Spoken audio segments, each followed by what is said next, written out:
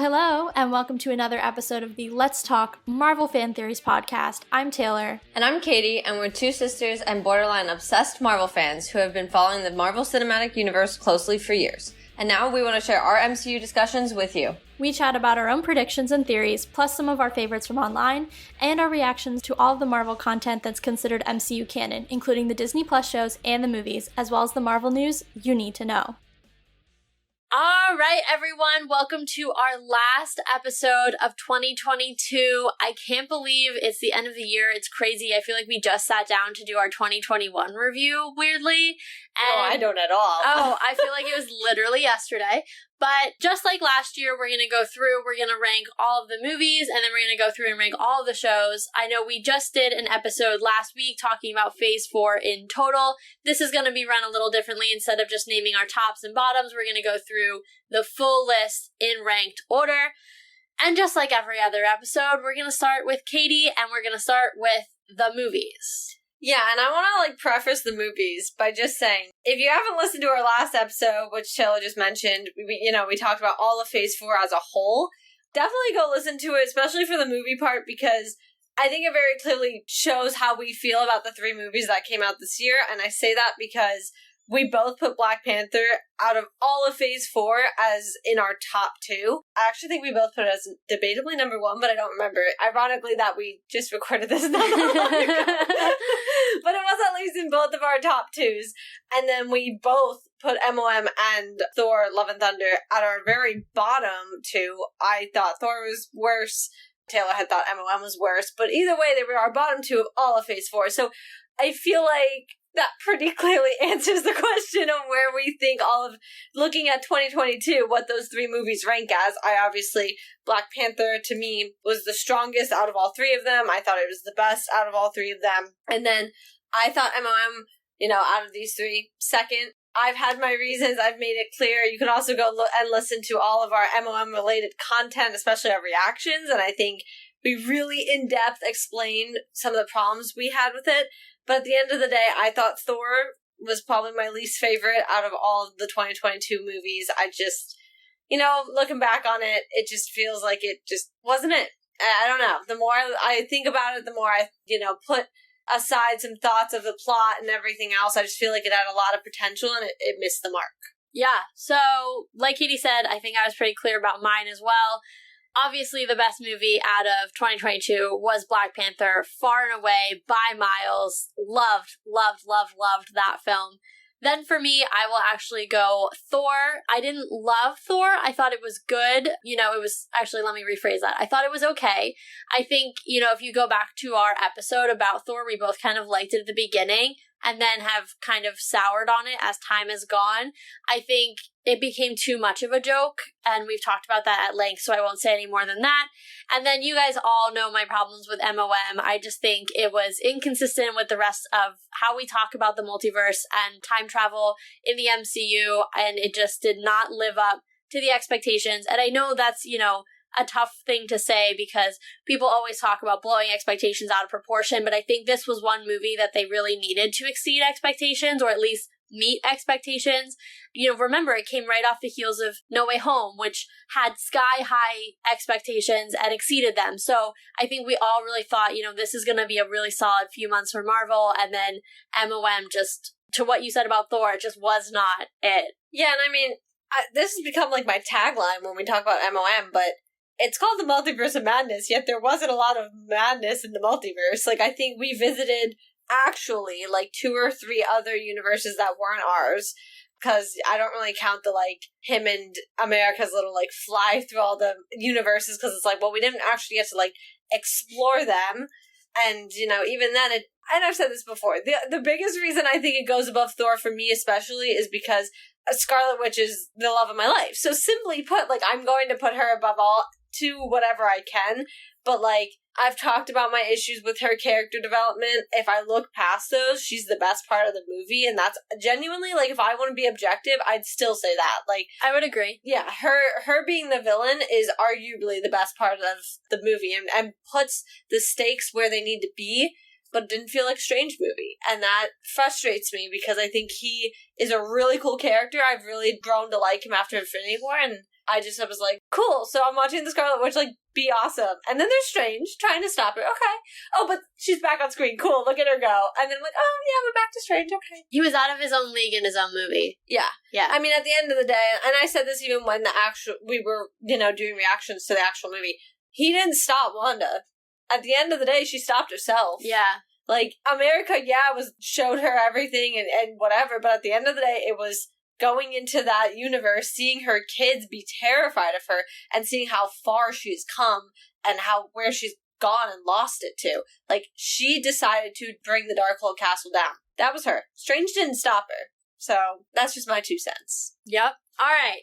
That was quick, simple, the movies. Now, moving into the shows, I think we're going to get into a little bit more conversation because, when we did our Phase 4 review, we only, again, talked about the top and the bottom for each of us, but there were so many more shows than there were movies over Phase 4, so we only got to talk about a few, and honestly, a lot of our top were from 2021, so we didn't even get to talk a lot about what came out in 2022, so this is a little bit more new content, and I am very excited to chat about this with you guys, because I think there's going to be some surprises from both of us. Yeah, and just a quick hop back to the movies just to mention, I think the irony of it, too, is, we've had all these movies come out, but the top and bottom ended up being in this year. Yeah. Versus, I think, for the shows, we had a lot come from last year for Phase 4.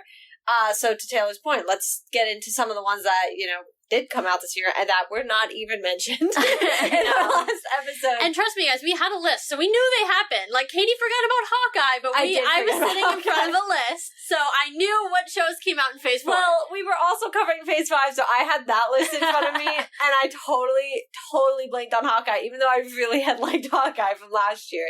I actually think it was number 1 from my 2021. It was. Which is ironic, because it didn't make my number 1 of all of Phase 4. WandaVision and Falcon and Winter Soldier won. But anyway, evolution of thoughts. I know, clearly I just, it did not cross my brain.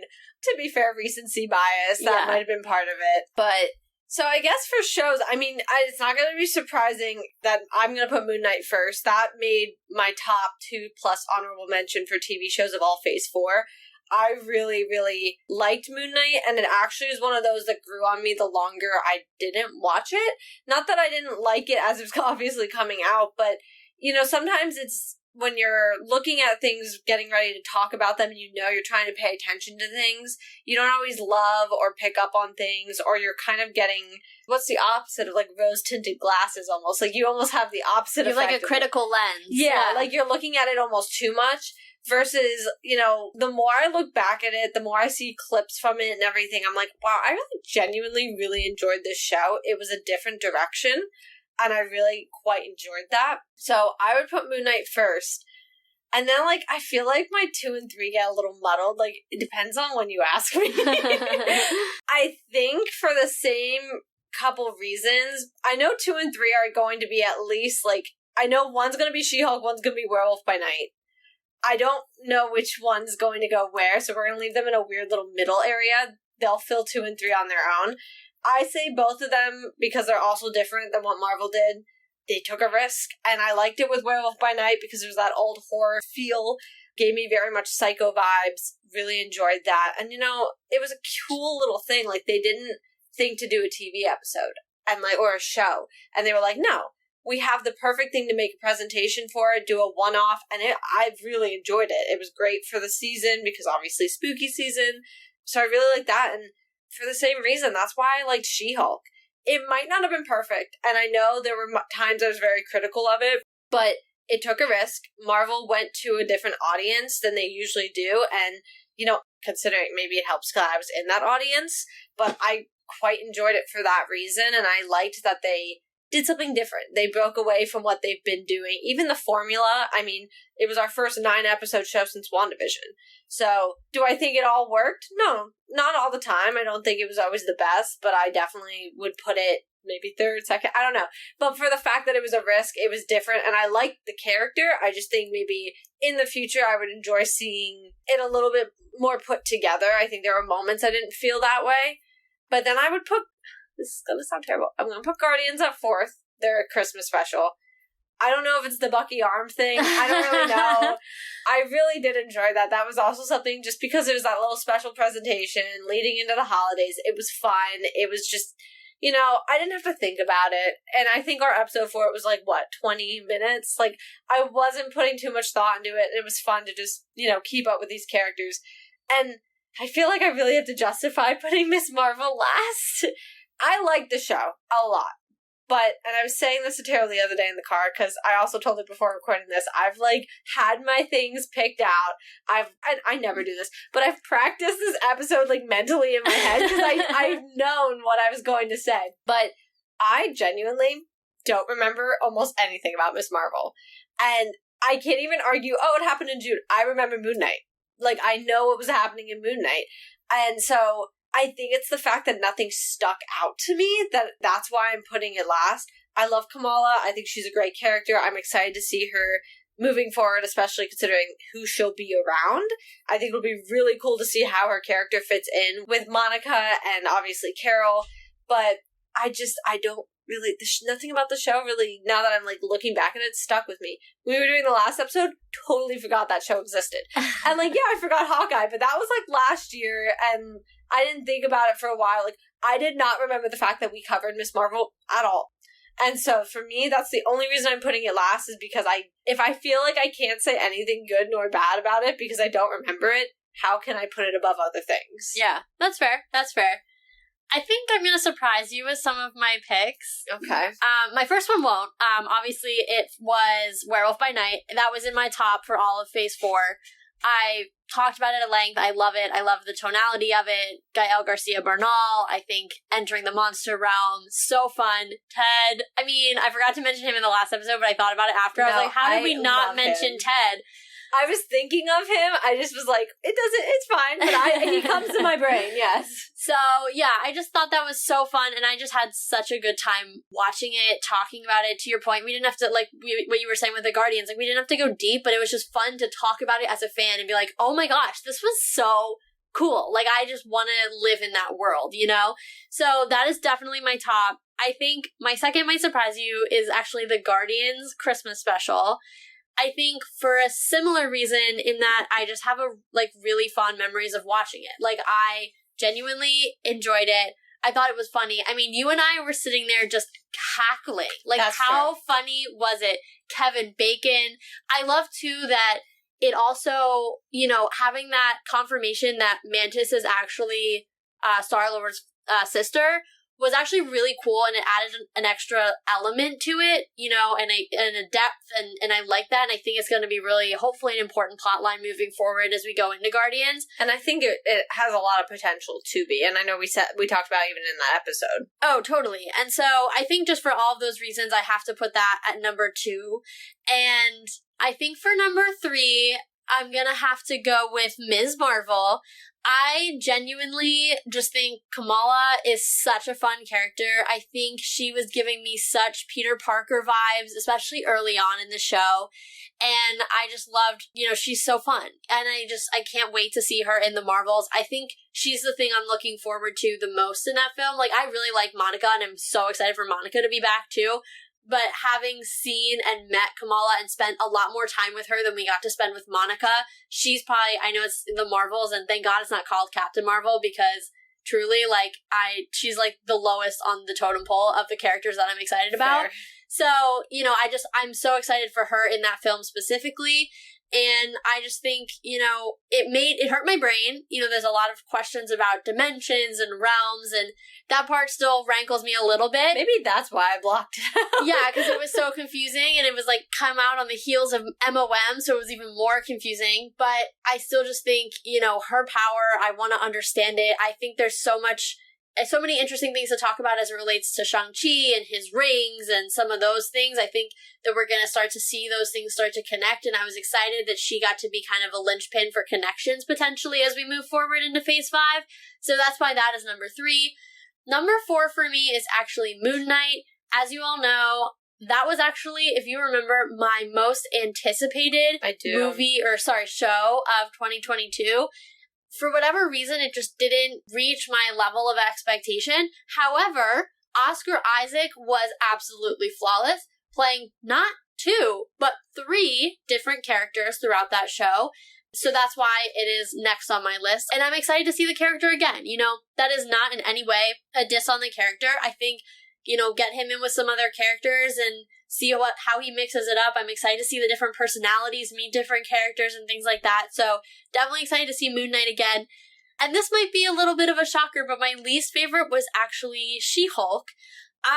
When I was thinking about 2022 as a whole, I was actually really surprised that I felt this way, but I think as we've gotten further out, the problems have been what stuck with me, not so much the things that I loved. And you guys know, talking about the show, especially those first 3 episodes and those last 3 episodes, like, I could not say enough good things. You know, the feminist message, loved it. I love the way that she just took no prisoners and she was amazing. And I think I related to Jen so much more than I think probably any other character in any of the shows that came out this year. But unfortunately, just like those middle 3 episodes were kind of wonky. You know, and then as I've gotten further away from the finale, I think even though my initial reaction was, oh my god, I loved this, afterwards I was less enthralled by it. You know, so my mind has kind of changed a little bit on that one. However, I say all that to say, like, I didn't dislike the show. I think she's a fantastic character. Tatiana's amazing. It brought back Daredevil. Like, there's so many good things to say. So just because it's last doesn't mean it was bad. Like, there's no bad shows, in my opinion. That's how I felt about Miss Marvel. I said Miss Kamala. Miss Kamala, too. But that's how I felt about that. I know I didn't dislike the show, because I know I spoke very highly of it when we were recording, and I still know I like it. It's just, like I said, if I don't really remember too much about it, I feel like it didn't make that impact. But I have to laugh, and I find it a little interesting how I don't really... You know, this sounds terrible. I don't really remember how we shook out last year. You know, I know vaguely how I, rated things, just because I know there are certain shows that go lower than others. But I don't really remember as a whole how some things shook out. But I feel like we had a lot more... I think we were, like, one off from each other the whole time. Like, I would, like, my number 1 was maybe your number 2, and then my number 2 was your number 3, and I think we were one off the entire time. Or at least, like, after number 1, because I think we both put Hawkeye. And then Spider-Man for the movie. Yeah. Yeah. So, I think it's interesting that we were so in the same loop as we were last year. And now this year, I think it's funny how we're very different. Like, the movies shook out. Okay, makes sense. But, like, the shows, I think the closest one to each other is Werewolf by Night. Yeah. Because we put all other ones. And I think it's interesting because the reasons I like them, and I took positives from certain things that you were taking negatives, and vice versa. So I think it's kind of funny how that shook out this year. Yeah. And then, in keeping with last year's tradition, we of course have to do our 2023 preview. All right, Katie, so why don't you kick it off with your most anticipated and least anticipated movie of 2023? So, I feel like I might have answered this in the last episode, just because I think there are some commonalities, and I have to say that, obviously. But my least I can definitely say is the Marvels. Yeah. And that goes to, as of right now, I am not really Captain Marvel's fan. We all know this. I've talked about it, given my reasons. And because, yes, I know Kamala's coming. Yes, I know Monica's coming. I know the 3 of them are going to be together in this movie. I don't know what that's going to look like yet. And because I only have really Captain Marvel, the movie, and then also her being in Infinity War and Endgame to go off of, I have to put it last. And then this is another one that I feel like maybe depending on the day, I might give you a different answer. I know I put Ant-Man last episode, but again, depending on the day. I mean, I think Ant-Man's going to blow open a lot, but I also know Guardians of the Galaxy Volume 3 is, in its own way, going to blow open a lot, and I think it's going to be a big change in what we've seen. I guess I'm going to say Ant-Man, just because Kang, and, Kang Dynasty is a movie that's on the slate. Like, clearly it's going to have the biggest repercussions, so I'm going to say Ant-Man for now, as far as movies. All right, cool. We are totally aligned on the movies. I know we're going to definitely differ on the shows, but I am most excited for Ant-Man in terms of 2023. I think if you guys remember, a lot of the movies that I was most anticipating in Phase 5 were in the back half of the slate, so this is definitely, for the first half, the most exciting movie. I'm really excited for Guardians 2. That's not Guardians as well, Guardians 3. That's not to diss on the Guardians. I think I'm almost a little more nervous because it's clear the characters are going to die. Like, James Gunn has told us that. Yeah. I just don't know that I'm ready to deal with that and see them die, especially after re-falling in love with them in this franchise. Well, That's the biggest, like, obviously we saw what happened in Gamora and Infinity War, and then, you know, she weirdly came back in Endgame, so now she'll be in this again. No hate towards that, because I love Gamora, but, you know, this is not the type of franchise I'm like, the characters are gonna die. Like, I don't turn on the Guardians to expect, like, aggressive loss. Yeah, like, they've never been my favorite franchise, but I still love the characters, and so I'm not exactly itching to see them die. And it's not just going to be one. Like, it sounds like it's going to be quite a few, and so that's going to be tough. And then the Marvels, I think, goes without saying. We've talked about this at length. Captain Marvel is not my favorite character. It's probably going to be better because, again, she has some other characters surrounding her that I think are going to make it more interesting, but that still is not enough to bump it up into my top. So Ant-Man, go. I'm so excited to start the year off strong in February, and then, you know, we'll end the year on probably my least exciting, or the one I'm least excited about in July with the Marvels. And two things there. I mean, by us saying end the year, just a friendly reminder that the Marvels is coming out over the summer, so, like, we do not have a November slated movie. It's empty. While there will be shows during that time, we get all 3 movies within the first 7 months of the year. Yeah. Pretty much. So, just an FYI, because I think that was a little shocking for us to realize, too. We did know, but I think realizing it again is, like, a lot to put together. Yeah, because they typically don't have a February movie, so it's almost like they shifted everything forward. Like, I think there was supposed to be, at one point, a November film. Well, wasn't it Blade? Oh, I think it might have been. And Blade had to get pushed back. Yeah. And so, like, it's definitely interesting. Like, and it also goes, you know, I don't know if you guys have been seeing online, but there's apparently been some internal discussions about quality over quantity, and so I think we're starting to see that paring back a little bit happening as they're not pushing the movies forward and really focusing on the story and all the things that people have kind of, you know, been a little more critical of in Phase 4. Which is fair, but I don't actually feel like the movies have always been the biggest problem. I mean, to be fair, look at Phases 1 through 3. We got movies 2, 3 a year. Yeah. So I think they didn't change that. I mean, last year was an exception, but it was also kind of weird because of Black Widow being pushed the way Black Widow was pushed. So I feel like you can't really look at last year. But, like, usually, I mean, this year goes to show we're back to those 3 movies, and that's kind of what Marvel was built off of. So I don't really feel like the movies have been the biggest problem. Not to mention, up until, like, Thor and MOM, I didn't really feel like the movie's quality were that bad. I didn't either. Like, I loved Eternals, and I know it didn't make my top couple, but, like, it's genuinely one of my favorites to go back and watch. Like, I enjoy watching it. And I can honestly say, like, every time I hear someone say Shang-Chi is going to be in this movie or that movie or play this role or that role, I literally get, like, giddy. Like, I know there's rumors going around that he's going to be one of the big 3 moving forward. I'm like, heck yeah, give me more. Like, I love him. So. But that's what I mean. Like, I feel like, ironically, like, the movies really haven't been the problem. Yeah. I feel like there are aspects of the shows that have been, and because, you know, we're getting so much. And I think that segues perfectly into, I mean, we're getting, let's say, 4.5 shows next year. I say that because Agatha, Coven of Chaos, and I'm probably going to screw that up I'm always going to call it House of Harkness. I know. Because it's, like, imprinted in my brain. I also feel like it rolls off House of Harkness more than Coven of Chaos. I feel like there's harder. The cuz are hard. Yeah, with the V in there, I feel it really does me up. Because that is slated as of right now to start at the end of 2023 and enter the new year. So that's technically, I guess, a 2023 show we have to look at. But, you know, there's 5 shows. Once again, that's a lot of shows. Actually, that's more than we've gotten, because if you take out the special presentations from this year, we really only got 3 shows. Yeah. And last year we got 4. Minus What If.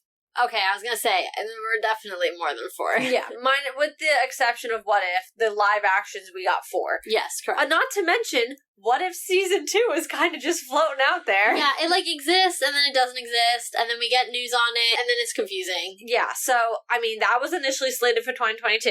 Clearly, we didn't get that. Yeah. I mean, I don't know. They have 11 more days as of this recording. Yeah, so, I mean, we might get What If next year. I don't know. So we might actually have had 6 shows. That's almost unheard of. So I guess we gotta kind of look at it now. and we have to pick, but I feel like I'm already stressed. I know. This is a really heavy slate of shows, and they're heavy hitters. Like, I'm looking at this, and there's, like, one where I can clearly say I'm least excited, and Same. And only because, you know, and I'll get into it, only because the rest of them are going to be so good. And this is just going to be good, I think. But you go first. Okay. So, I already know what my least favorite is. Shocker if anyone knows what the slate looks like next year, you've been following this show for any amount of time. I'll give a 3-second pause for you to mentally guess, and then I'll say it. And essentially, it's Loki season 2. This shouldn't be a surprise. And for me, I believe I said it for Loki season 2 in our last episode, and this is the best way to have said it. I don't know what these other shows are bringing me, so I have to assume they're going to be good. However, I know what Loki brought me before. I didn't like it, so I have to assume it's going to follow that same track, and it's not going to be great. As our good friend Chris Evans likes to say, I don't like it. Yeah, that's kind of where I'm at with Loki. And if you would have asked me, 7 years ago about, why I just said that, I would have been like, there's no way I just said that. But that is true. I've seen some of the clips. I don't know. That's a show I'm stressed about because I think it deals with such a big idea, and I don't think it captured it as well in season 1. Left us really confused. Then we got a lot of content that felt like it contradicted. By the same writer. Yeah. But don't get me started on the writer who never watched any of the other Avengers. That was the director. No, I'm pretty sure the writer never watched any of the stuff. Oh, well, because he wrote the entire script, and he was like, I never watched any of the other, Well, Raimi movies. never even finished WandaVision, and then had an entire movie about Wanda. That I did know. Yeah. No, I know. There were a lot of, bad choices being made. I think, and this is a side tangent, but I think it should be a prerequisite that if you're going to work on a Marvel show, you probably should at least have seen everything once. Everything is connected. All of the characters are referred to. Although I will say, and they say this, that Kevin doesn't like to hire people who, are fans of Marvel. He pulls them from out, but even then, it's you can at least watch You have to do the research. Yeah. If you don't know the character, how are you going to write the character if you don't know where they've been? It's a big issue I have with MOM, and the same issue I have with Loki. Because I felt like Loki was a whiplash. I was like, so you took the most evil version of Loki, and suddenly he's all giddy because he's in love with a version of himself? It felt very weird. Also, you took 10 years of character growth and showed him a 30-second clip, and then all of a sudden he's good now? Well, that's what I mean, and this was also the worst version of Loki to have ever existed. Yeah. This exact version of him. So I was like, oh, what? And that's why I'm I had a lot of words coming out. Conflicted, concerned, confused. That's all we're coming out of that one. But those are my feelings about Loki season 2. Like I said, the clips, I'm not yet excited. From what I've seen, I'm not loving it yet. I don't have anything I'm looking at, and I'm like, so far this really makes me want to watch this. And, I'm obviously going to, especially for the sake of the show, but I hope it has a better grasp on some of what was happening. I don't understand the TVA and how this is fitting anymore. I need that. Still don't get the role. I still don't understand how Gamora can do what she did, Cap could do what he did, and then all of MOM happened, and America exists, and that feels like in itself a whole different plot problem because she can cause so many issues. So she's literally, what did they call them in the show? A nexus being. Yeah. She's what? Exactly. So I think there's so much that has disproven what I've seen in Loki season 1. It stresses me out about Loki season 2. It's also coming out after Ant-Man. So we will have already been introduced to a different version of Kang. I think that's a lot for me to kind of handle. So definitely not the one I'm looking forward to. It always comes out over the summer, which is such a vibe kill. I'm like, why could this not be a winter one? I'm already depressed. It's cold and dark. Well, not next year. Next year we don't turn them. So, but still, it's still gonna be dark and cold. We live in the Northeast. This won't be as dark long. Yeah, well, as long, dark as long. Well, anyway, going off of that. This one's not going to be too surprising because it was one of my top, I believe, in the last episode. I'm most looking forward to Secret Invasion. I think it's giving me Winter Soldier vibes. Why would I not love it? I thought you were just going to leave it there, and I was like, enough said. Well, And there you go. That's what I mean. I don't think there's another way to love a show if I don't already think it gives me the vibe of Winter Soldier. So, like, I'm looking most forward to that, but I also miss some of the vibe of going back in Winter Soldier. I'm a sucker for, the spy movies or shows, the on-the-ground people. You know that. I mean, a lot of my OG faves are The Winter Soldier and Black Widow. So I definitely am loving the vibe of this show. I think I'm really excited to see Fury come back. I couldn't tell you last time we saw Fury. Was it No Way Home? But that wasn't, we saw him up in space, but, before that, was that, The Winter Soldier? No, because did he come to Tony's funeral? Oh, we saw him at the end of Infinity War, even if he wasn't at Tony's funeral, remember? Oh, right, okay. Because he called Captain Marvel. I was like, there's no way that gap is that long. But either way, to actually see him, and I think that was the last time we, actively saw him take part, was in that film. So I'm really excited to bring him back. I'm here for it, but I will just sneak in that Agatha sneaking up there because I don't know what we're going to get from that. And also, Aubrey Plaza's in that, which I am so excited about. I know, which is what I mean. I don't really know what to expect from this. We're getting rumors of, teenage Billy and blanking on the other kid's name. Tommy, thank you. So I'm kind of, very intrigued because I feel like that one could have a lot of repercussions in the magical aspect and also in the possible Young Avengers, if those ever happen. But I feel like that could have a lot of repercussions there. So that one's, definitely sneaking up, but I still will put Secret Invasion as my most anticipated. Cool. So even with the shows, you and I are pretty aligned for 2023. Which you didn't think was gonna happen. I didn't. Shocker on this one. I am also least excited for Loki. That is a shock, actually. Well, here's the thing, and I said this even in our last episode, when you look at all of the others, and I said it earlier too, it is such a strong slate of shows, right? You have Secret Invasion, there's going to be a lot there, and I'll get to that in a second. Echo, so much, so interesting. I just was actually reading saw a video about Daredevil and how that all ties in. Super excited about that. Ironheart, who came out of Black Panther Wakanda Forever and isn't in love with Riri Williams? You're not normal. I'm sorry. She's awesome. She's gonna be great. Her show's gonna be amazing. Agreed. I'm excited for that. And to what your point that you just made about Agatha, that show is going to be so off the wall. I actually kind of expect almost a WandaVision 2.0 type moment. Same. Because it's going to be a holy crap, oh my god. Well, and White Vision's rumored, which he disappeared at the end of WandaVision and we've seen nothing of him. Yeah, so that's over 2 years, almost 3 years later, really. So, there's a lot there. And then if you look at Loki in comparison, it's just I didn't love, I liked the first couple of episodes and then it took a sharp left and went very far from what I wanted. And I've talked about that at length. And so, you compare it to the others and it just doesn't stand up. So it's almost by process of elimination.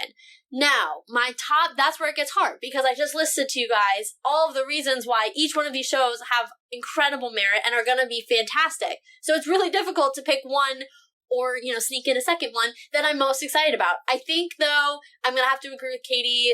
Secret Invasion is going to be my number one. I think, to her point, getting back into that espionage, I'm excited to see Fury again. Maria Hill, I like their duo as well. But I think the thing that I'm most excited for in Secret Invasion is the moment or moments where we find out what characters we've been watching for years are not actually the characters we thought they were and are Skrulls. Can I throw a really random theory out? Yeah, go for it. For some reason, but I have a really bad feeling it's going to be Rhodey. He's in that show, too. Well, exactly. That's my point. I have a really bad feeling it's going to end up, Rhodey's going to end up having been a Skrull. I don't know for how long, but I feel like it's going to be a weird reveal we're going to get. Here's my only thing against that. He's getting his own movie. That doesn't mean that Rhodey's not still alive, but I feel right, I understand that, but why would you reveal that and then give him his own? You know what I'm saying? There's something would have to change when they get Rhodey back. There's been also no confirmations about timelines. We cannot. It's not on the slate at all, and we cannot assume that everything coming out right now is coming out in an order at this point. We don't know. That's true. There's only a few things that are puzzle pieces slightly put in together, but we don't know the order of anything. I am not willing to go out on a limb and say I suspect any character yet. I just have a bad feeling because they've shown him in it, and I just, for some reason, that would be an interesting reveal to me to have been he's a Skrull. Because, like, if you bring, like, a random character, and I don't know, I'm just gonna use Shang-Chi, that wouldn't even make sense, but I'm just using him as an example. If you bring Shang-Chi in, I might be suspicious from the get-go, because I would be like, why is he here? Yeah. Versus you showed me Rhodey already. I just have a really strange feeling. Well, I don't even know that it's necessarily going to be that character's in the show, more just like, I'm almost imagining this moment where it's like, say Talos, for example, walks up. Like, I don't even know if he's a bad Skrull. Like, he's so nebulous to me in terms of what side he's on. So let's just say, for example, we see him go to one of his operatives, and he walks up to, I don't know, I'm trying to pick someone. This is going to make you angry, but let's say Bucky, just because I know it's going to make you angry. Right? He goes up to Bucky, and you're like, why is Talos talking to Bucky? And then you're like, oh my god, Bucky's a Skrull. Like, Bucky would never. But listen to me, but I'm saying, like, it does not necessarily need to be a character that's baked into the show. It's almost like these tiny little reveals where they meet up with their operatives. That's how I'm imagining it, versus, like, a character that's, like, in there the whole time, and you're like, by the way, I was a Skrull, because that's almost too obvious. Which is fair, but my only argument with it being Rhodey is the way they've shown him is in a way we've never seen him before. Like, he's always in the suits and all that. And granted, I know his background. He's a very well-decorated, well, I don't know if he's veteran, because I think he could still very much be active duty. Even with the braces, you think? Well, he's walking now, isn't he? Yeah, but I think, then maybe not. I don't know. But either, I don't feel like we ever got a very clear picture of what that shook out to be like. But I will just say, like, I'm a little intrigued. Also, did he have any of the braces in what we've seen on the show? Because I don't recall ever seeing them. I'm not sure. I don't even know that they've shown him not from waist up. No, they show him walking in at one point. I don't remember. I didn't catch it. Well, either way, I just feel like the way, like, we have never seen Rhodey like that, dressed up in a suit, and the way he is, I don't know, something just sticks out to me about it. Like, something just feels weird. Like, the only time we've seen him in a suit was Tony's funeral. Yeah. I don't know. I mean, we'll definitely have to see. We only have a couple more months to wait, which is crazy to think about. And then the other show that I want to just sneak in there, which is, of course, one of my top that I mentioned from all of Phase 5, is Echo. I loved her in the Hawkeye show. I also, as I mentioned, was watching a video, I think Marvel posted it, just a little bit of background on Daredevil. Turns out he actually trains her in the comics, which is pretty cool, especially knowing he's coming back. There's rumors that Charlie Cox is in the show. So I'm really excited to see how those two characters interact, and I just think she's absolutely amazing. I mean, I'm just so excited to see her back on the screen in her own show, getting all of the attention and just being a total baddie 6 episodes long. Well, and you know what? I saw something, I don't know if it was on TikTok or Instagram or whatever, but it was pretty much putting into picture, Hawkeye leads to Echo, obviously. Echo leads to Daredevil, and Daredevil leads to the next Spider-Man. Mm-hmm. And I really like that, like, chain. And not that Echo is not, like, placed anywhere for me. I'm excited for that one. I'm excited for Ironheart. But that is what I think makes me the most excited for Echo, because I like connecting stories. We haven't gotten a ton of those in Phase 4. And so I like seeing now somebody, and same with Ironheart for the same reason, and same with Agatha for the same reason. I like seeing the characters we're introduced to evolve throughout stories. Yes. Yeah. But what I love the most about Echo is that we pretty much have gotten a weird confirmation already that she's leading to Daredevil. So she already has her own offshoot, which in itself might already have its own offshoot. Yeah. And I like that I'm seeing these things connect. No, totally. I think she's going to be a very central character when it comes to, like, that on-the-ground type stuff, you know, given her proximity to Daredevil in the comics and the relationship. So it's interesting, to your point, to see how she kind of came in Hawkeye and now is almost kind of creating a little street-level universe around her and her connections and the things that she's furthering along. So that's a really good point. Yeah, and I mean, I can't say the same yet for Ironheart, although I have seen the fan theories. She goes to MIT. We also know 2 people going to MIT. So that's another connection, and that's not, and if that connects there, that connects right back to Echo, theoretically. Yeah. So that's more of a rumor versus the Echo, I feel like, has had pretty strong, you know, confirmations coming. Not full confirmations, but pretty strong, you know, people kind of sharing their thoughts on that chain. But, I'm excited. I'm excited to see where everything leads to another, and I hope this kind of means Phase 5 is a little bit more connected than we saw in Phase 4.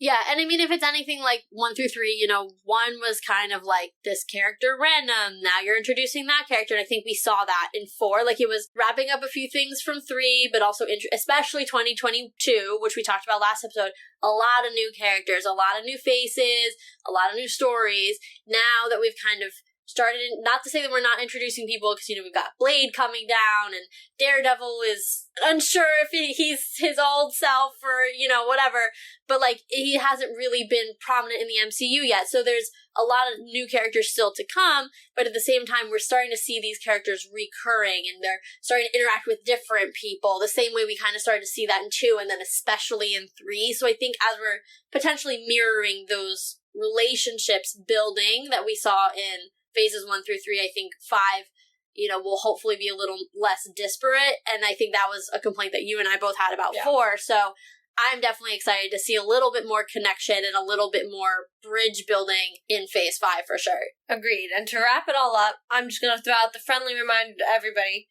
that 2023, the slate, cool, but 2023 as a year marks that we have officially caught up with the Marvel Cinematic Universe, because we have not gotten confirmation elsewhere.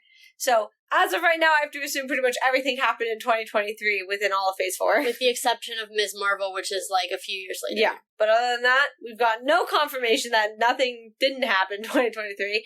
And so, officially, the blip will have taken place, and we will have caught up. So, keep that in the back of your minds, just food for thought. Yeah, it'll be nice to have a movie come out and have it set in that year again, because we haven't had that since 2018. But yeah, so it is going to be an exciting 2023. I have to say, that is a packed slate that I am really excited to cover. We are so grateful for yet another amazing year with you all. If you've found us in 2022, so grateful for you. If you've been here since 2021, wow, and thank you. Thank you for that, because we know that we're growing pains. Yeah, appreciate it, and hopefully we've evolved a little bit over the year or so. So thank you to all of you fans. Hope you have a fantastic rest of your holiday season and new year. You can always subscribe on your podcast platform of choice if you have not already. And if you are a fan and haven't had a chance to leave us a rating or a review, we would be so appreciative if you were to do so. You can also follow along on the blog, where we write out all of our rankings and things and have nice little recaps of each episode if you are more of a person who prefers to read as well as listen or are looking for extra context. All of that is on the blog. And last but not least, you can also check out our Redbubble shop, which is linked in the show notes below. And as always, make sure you guys are following us on Twitter at Let's Talk MFT. And little announcement coming from us. Maybe this is the year-end big thing, or if you want to look at it as a launch in 2023, and it's a big thing of 2023 to open. But we have officially began our Instagram as well.